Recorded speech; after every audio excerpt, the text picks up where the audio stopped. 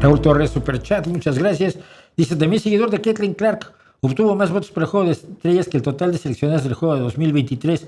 Obvio, también para este año aumentó los votos para las demás chicas. Sí.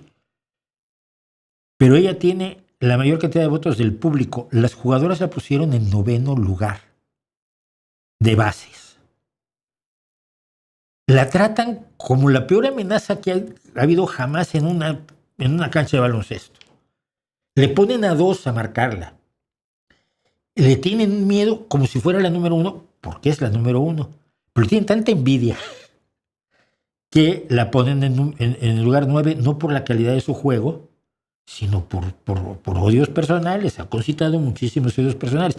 Lo que pasa, las chicas de la WNBA o la WNBA, las chicas del baloncesto profesional femenino estadounidense, querían reconocimiento, querían viajar en aviones charter privados, no viajar en clase turista, que es en lo que viajaban. Querían mejores sueldos, querían atención, querían estadios llenos, y ahora lo tienen, pero la que lo consiguió no les cae bien.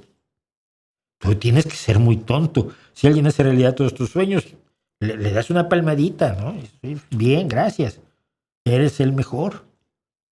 Y me dio mucha risa que la pusiera en 9º lugar las jugadoras, el resto de las jugadoras.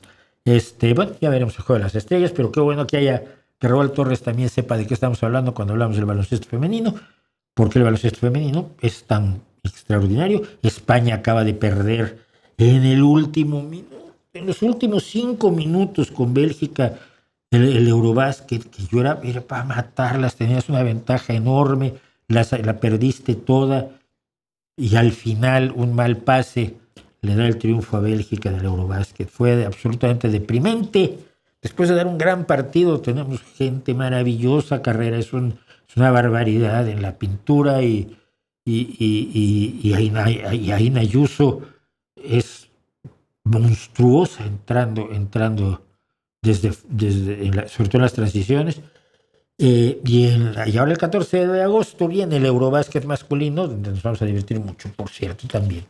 Así que, venga, ya hablamos de baloncesto, que siempre me gusta hablar de baloncesto, no solo porque mi hijo juega baloncesto, sino porque me gusta mucho.